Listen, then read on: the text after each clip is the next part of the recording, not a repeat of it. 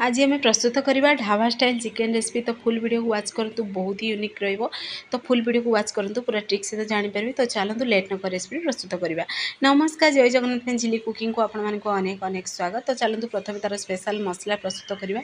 Special मसला देखो ये गोटा मसलार मुझे अलैच नहीं, लवंग नहीं, गोलमरिच किसी नहीं, 3टी सुखिला लंका नहीं, अल्प टिके बादाम नहीं, अल्प काजू को टिके आम हल्का फ्राए करदे।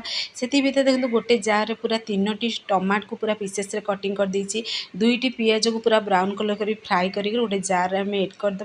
आपको मिक्सर ग्राइंडिंग कर गोटे फाइन पेस्ट प्रस्तुत करदे। पुणी चलतु से मसलार आम अल्प टिके जीरा एड करवा, पुणी अल्प धनिया को एड करी टिके हल्का फ्राए करवा। जमीक देखिए तार हल्का पूरा स्मेल आसो से पर्यटन फ्राए करेंगे। देखो से भितर आम टमाटो पियाज भी पेस्ट प्रस्तुत हो सारा, ताकू साइड रखीदे। ये जो आम स्पेशल मसला भी गोटे पाउडर बनई साइड रखा। पुणी देखो ये मुझे हाफ केजी चिकेन नहीं, गोटे आम करेई नवा से चिकेन को एड करदे। यही समय गैस पेन को आम ऑफ रखी सब प्रोसेस प्रस्तुत करवा। पुणी जो आम बाटिकी रखी थे टमाटो पियाज पेस्ट को एड करदे। पुणी से स्पेशल मसला पाउडर को एड करदे। से पुणी अदा रसुण पेस्ट दबा गोटे चामच, से हलदी गुंड लंका गुंड, पुणी से चिकेन मसला एड करवा। गोटे जी तेल आपण मैंने खाया पसंद करते से अनुसार से तेल एड करदे। पुणी अल्प टिके से दही हाफ गिना ही दही नहीं, दही ध्यान रखिए जमी खटा नथिबो। पुणी स्वाद अनुसार दबा लुण, ताको हाथ साहाय्य भल से मिक्स करी मेरिनेट करदे। मेरिनेट करी आपण मैंने आपको रेस्ट पे पूरा आधा घंटा कि 15 मिनट रखिपारे। किंतु जेहेतु मुझे वीडियो भी शेयर करी तो मुझे रेस्ट पे रखिनी। तो देखो ये प्रोसेस रे पूरा मिक्स करदे करेई जो करेई डेक्ची आपने जो चाहिए आपको बनई पारे। तो एबे ये समय आम गैस फ्लेम पूरा हाई रखा। हाई रखी आम कंटिन्यू पूरा मिक्स करवा। तो देखो ये प्रोसेस रे पूरा मिक्स करेंगे। तो देखिए आपको जो थे बनइबे बारंबार बनइबे एत ये स्वादिष्ट लगे। तो रेस्टोरेंट ढाबा स्टाइल खाଇବା आपण मैंने घरे पूरा इजिली बनईकि भी खाईपारे। तो ये चलतु टिके ढक्कन को बंद करी 5 मिनट पर्यंत टिके फुटवा दबा। देखो 5 मिनट पर मुझे ढक्कन को खोलिकी आपण मानक देखा केते बढ़िया पूरा तार कलर भी आसी। तो आपको पूरा आम स्लो आंचरे ही आपको बनइबा। ये समय जेहेतु ये आम काजू बादाम पेस्ट एड करते पाउडर एड अच्छी। तो देखिए काजू जल्दी बहलिया बनईदेव। तो से प्रति ध्यान देवे। आपको कंटिन्यू पूरा टिके मिक्स करुवे। तो ये देखो किसी आलू नहीं, आलू को मुझे फ्राए करके एड करची बा हल्का ताको गोल्डन कलर करी पूरा भाजिकी आलू को से एड करची। तो ये पूरा पूरी ऑप्शनल अच्छे, आपने चाहिए एड करेंगे ना स्किप करदे। तो पुणी थे चलते टिके ढक्कन को बंद करदे 5 मिनट पर्यंत। पुणी थे आम ये कंटिन्यू पूरा टिके मिक्स करवा। से 5 मिनट जो आपने ढक्कन को बंद करेंगे 2-3 मिनट छाड़ी पुणी थे मिक्स करुवे, ना पोड़ी जीवार पूरा संभावना अच्छी। जेहेतु आम पानी एड करना तो से काजू बादाम भी एड अच्छी। तो से जल्दी बहलिया बनीज। तो ये आम भलसे मिक्स करी आम दबा गरम पानी जी आपने ग्रेवी रखा चाहूँगी ना से अनुसार से गरम पानी एड करेंगे। जेहेतु आज आम ढाबा स्टाइल प्रस्तुत कर चिकेन मसला।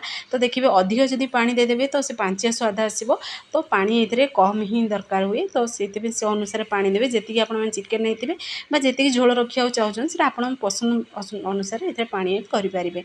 तो ढक्कन को खोलिक पुणी थे मिक्स करदे। देखो आमर आलू चिकेन पूरा परफेक्टली पूरा सीझी गला। तार देखो पूरा ग्रेवी आपने देखी जानीपे ग्रेवी स्ट्रक्चर देखो पूरा बहलिया बनी। जेहेतु आम ये पियाज पेस्ट एड करते।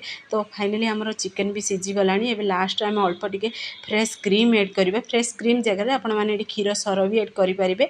पुणी लास्ट अल्प टिके आम कस्तूरी मेथी दबा। कस्तूरी मेथी ये पूरा पूरी ऑप्शनल अच्छी, जदि आपने चाहिए एड करेंगे ना स्किप करेंगे।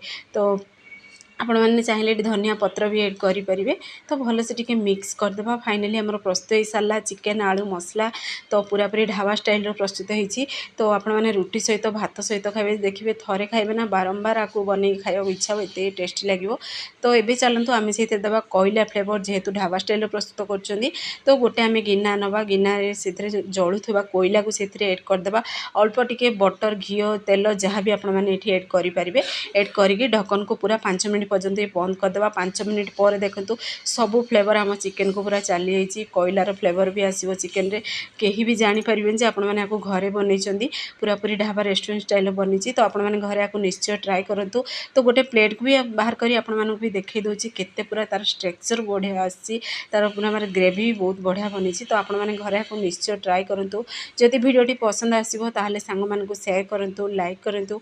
चैनल जदि नुआ अच्छा ताहले चैनल को मोर सब्सक्राइब कर दिंतु। दिंतु बेल आइकन क्लिक कर दिंतु जहाँफल मोर सब वीडियो नोटिफिकेशन प्रथम आपण मानक पहुँचो मुझे इजी इजी वीडियो नहीं आसबि आपण मैंने देखिए घरे आपको निश्चय ट्राए करेंगे केमिति लगिला मते निश्चय कमेंट माध्यम जनइबे।